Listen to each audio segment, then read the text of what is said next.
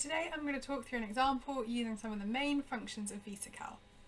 You can find this example on GitHub. It's called Introduction Example, and it primarily reads from the spreadsheet Cassidy 2015, and you can see this is what that looks like. So you have some melt inclusion data with water, CO2, and a temperature in Celsius, a label, and a phase.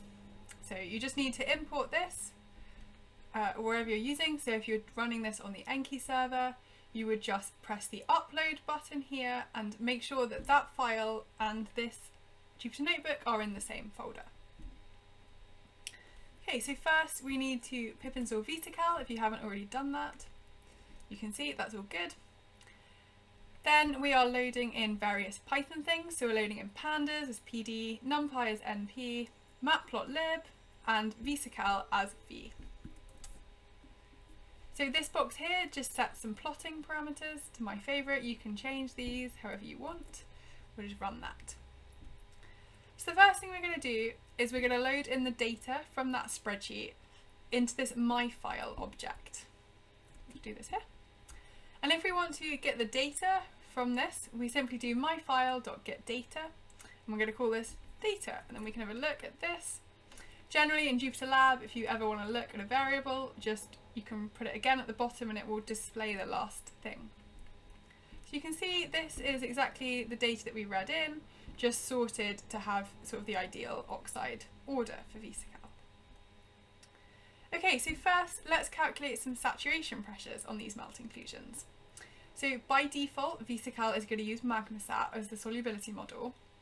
So all we have to do is take this myfile object we've read in and say that we want to calculate saturation pressure at the temperature corresponding to the column named temp. And you can see the column named temp here has a constant temperature, but equally that could vary for each melt inclusion. Say you've used the Heltz and Thornber thermometer as a function of magnesium content. So we will run this, and it's just going to tell you the progress of it here. And let's look at the output. So we can just take the name, put it in a separate cell. And you can see you have all of the data you had originally inputted. And now it has calculated you a saturation pressure in bars, as well as various other things you might want to see. And also just check this column here, because if any warnings have been triggered, for example, if your saturation pressure lies outside the calibration range of the model, you'll see it here. Okay. And what you can do is you can quickly save any of these outputs to Excel just by taking the name of this Panda data frame and just saying to Excel and then the name of the Excel file. So here we want to call this SatP Cassidy MagmaSat. We can run this and we can see this file has appeared on the left hand side here in my file structure. So you can just right click, you can say download, and then you could open that on your computer and interact with it in whatever program you want. Okay, so say we want to use a different solubility model. We can see what the names of all of the models is in Visaco by saying v.getModelNames. So you can see these are the different options. So say we want to use Dixon, which is the solubility model used by Volatile Calc. So this is very similar to how we calculated saturation pressures using MagmaSat. The only difference is now we say model equals Dixon, and you can look, and now it's pretty much the same, but your saturation pressure is now different and it's told you the model. And in this particular case, you haven't triggered any warnings. Okay, so perhaps we want to look at the differences between these solubility models. So we're going to set up a plotting environment here, and this basically says we want two subplots side by side with the total figure dimensions of this. So on the first axis, so the left-hand subplot, we're going to plot the saturation pressure, so this data frame, and we want to extract these numbers. So we do this by taking the name of the data frame, so SatP Dixon, square brackets, quote marks, and the name of the column. And then we're going to do the same thing for the MagmaSat data frame we made above, and we're going to plot them as a black circle. We're also going to plot a one-to-one line here, add a legend, and add two labels here. So saying the x-axis is Dixon, the y-axis is magmaset. What you then might want to do is you might want to see what the difference is between these correlate with. So here we're going to plot silica content. You could have done this from either data frame because they're the same, but I just chose the magmaset one. Then we're going to plot the saturation pressure from Dixon divided by the saturation pressure from magmaset. So we can press Shift Enter to look at this plot. And what you can see is that given the 1-to-1 line is here, Dixon predicts a higher pressure than magmaset for all of these melt inclusions. And you can see the discrepancy between these two models correlates as a function of silica content, which is what we'd expect given that volatile calc isn't taking into account silica content once you've gone beyond 49 weight %.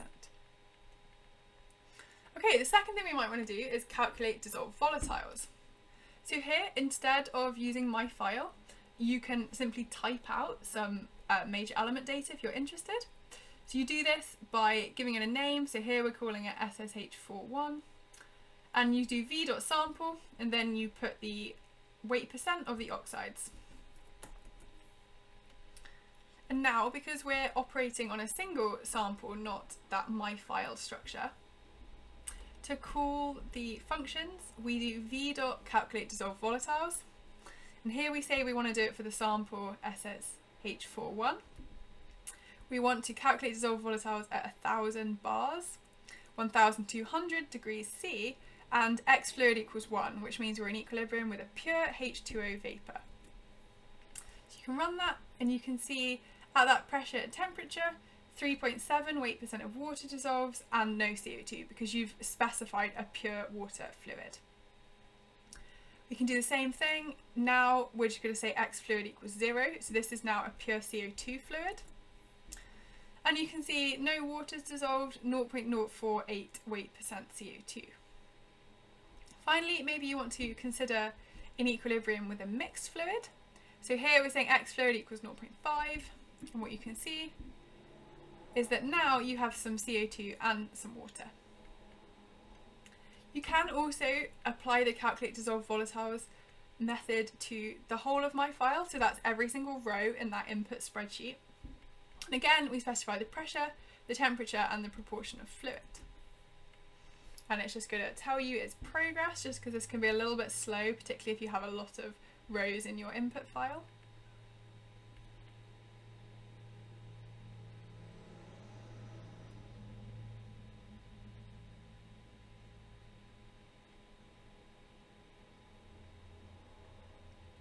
If you ever crash the kernel, sometimes you'll get an error up saying the kernel needs to be restarted.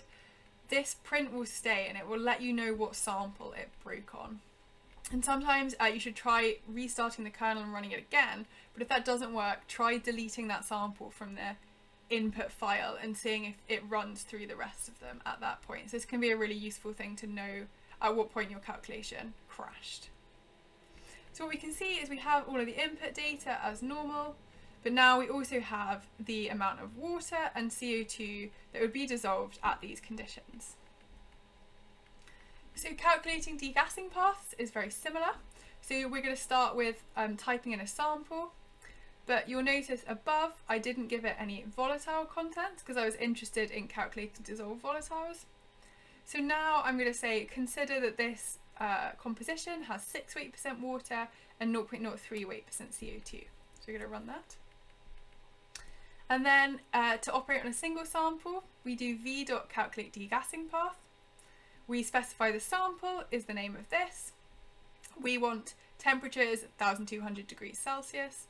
And we want a closed system degassing path, which means we don't fractionate any vapor. So we set up fractionate vapor at 0. We'll run that and it will again just sort of talk you through its progress. We can also calculate open system degassing path. So this is where we fractionate all of the vapor. So fractionate vapor equals 1. We can run that. And you can also specify an amount of initial vapor at the point at which you start degassing. So we're going to do that here and run that. Okay, so there are a variety of ways that you can plot degassing paths. My preference is to use matplotlib just because then you can really customize exactly how you want your plot to look so that you can match like other figures in your publication. So the first thing we're going to plot, so we do plot.plot. This just puts it on a single plot. You could also set this up as sort of as we did above here. You could set this up as subplots using this AX1 notation. They're just equivalent. I'm just showing both here to sort of cover all the options in Python. So the first thing we're going to plot is the melting fusion data. So that is stored within this data frame data we made up above, and we want the H2O content on the x-axis and the CO2 content on the y-axis. We then want to take these data frames that we calculated for these 3 degassing paths, and we want to extract the column, which is the amount of water in the liquid at each stage and the amount of CO2 in the liquid. So again, we take the name of the data frame and then the column heading in square brackets, and we're going to plot the closed system degassing path as red, the closed system with initial vapor as dotted red, and then the open system as blue. And then we just add an X and a Y label and a legend. So you can see this is what it looks like. And you know, you could shift the water and CO2 content that you put in here so that it aligns more with the data if you wanted to. You can also use the default Visaco plotting functions, and this is really great to get a really quick plot. You might want to go back to sort of this thing if you want to customize it a lot, but all you have to do is say v.plot and then just specify the degassing path. So here we're going to specify the open system degassing path. You can see, there we go, it's plotted it. Okay, drawing isobars. Again, you generally will do this for a single sample because calculating isobars is slow. We do not have an automatic way to run it in batch mode. You have to sort of do that manually, and I'm going to show you how to do that in the next few steps. But sort of what you do is specify a temperature and pressures. So here I want isobars for 1 and 2 kilobars. And the function returns isobars and isopleths. So the function is v.calculate isobars and isopleths. You then give it a single sample composition. So in this case, I'm using the one I defined up here, so SSH41. You specify the temperature is this, the pressure list, and then you put the pressures up here. Equally, you could paste these numbers in here if you didn't want to specify them before. It just depends how you prefer to code. Print status is true, means it will print what it's doing, which again is useful to work out how much longer it has until it finishes. By default, to try and like minimize the amount of computation it's doing, because this can be slow, it is only calculating certain isopleths. And that means your outputs will be jagged to an extent. So we've built in a smoothing function. So here you're smoothing your isobars, which can delete that, and that's using vplot smooth isobars and isopleths, and then you just put this here to get the smoothed isobars out.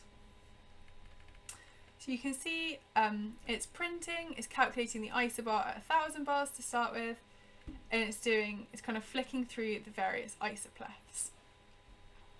And again, we can plot this with matplotlib. So we take the name first, we're going to plot the unsmoothed one just so you can see. So that is called isobars magmasat ind, and then you're going to specify the columns. We want water against CO2, and we're going to plot that as black dots. And then secondly, we're going to plot the smoothed isobars, so you can see the difference, as small red dots. So what you can see is that if you just had, let's just add a legend here actually. If you did not smooth and you had joined a line, you'd get a jagged profile, but now the fitted point is nice and smooth and it's passing through the actual calculated points on these isobars. If at any point you sort of want to extract things from a pandas data frame based on the value in another column, so if we look at what this looks like, I'll show you why you want to do this. So what you see is the first 50 rows, they have a pressure of 1000 bars and a water and a CO2 content, and then from then onwards you have 2000 bars. So these are your different isobars, so you might want to plot them as different colours. So we basically want to extract the data where pressure is 1000 and also extract the data where pressure is 2000. So how we do this in pandas is we take the name of the data frame, so here's smoothed isobars, magmasat ind, and we want to find it, so .lock, where this data frame and the column pressure, so you're basically extracting this column here, you want it where this equals 1000, and say you wanted just the H2O content where that was true. So you can run this, and you can see what it's done is it's extracted all of these values where that's 1000. If you wanted the whole data frame where that's 1000, you can just delete this and run it. And now you see it has basically taken the first rows off that data frame. So this is very useful for plotting, and you'll see why in a second. So now we're going to plot the data frame where pressure is 1000 and colour it red, and the data frame where pressure is 2000 and colour it blue. And there we go. And then we could add our X and Y labels, we could add a legend, we could customize this using various matplotlib functions as in the figures above.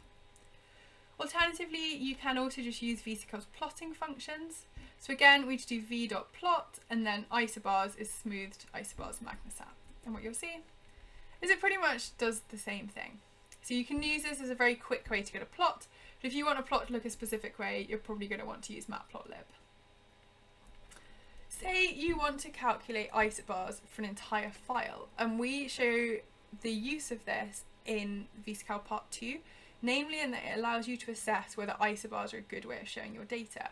For some melt inclusion suites, you'll get a wide range of isobar positions because the major element chemistry of the melt inclusions are varying, so it's not really representative to put one isobar on a plot. So what we do here is we set up a new variable, so the isobar list at 1000 bars. And then we basically go through a for loop. So for each index and row in that original data file, so all those different melt inclusions. And we calculate the isobars and the isopleths for the first row. And then we go through the loop again for the next row, and we append these all together. And I've just added a print line so that each time it goes through this loop, it prints, I've done a sample, just so you can keep track. So we're going to leave that to run. And then what you can do if you want to plot it is again, say for basically writing a for loop over the length of 0 to the number of sort of rows you've outputted. So data is that original file. So if we've got 8 melt inclusions, that's 8 rows. It's going to produce 8 rows of this isobar list. So we need to do any for loop like 8 times if there's 8 of them. So again, we're just saying take the first value of this thing it's producing, get the H2O content. That is the same as when you use the square brackets. It's just another way of accessing column headings. And say we want to plot them as grey.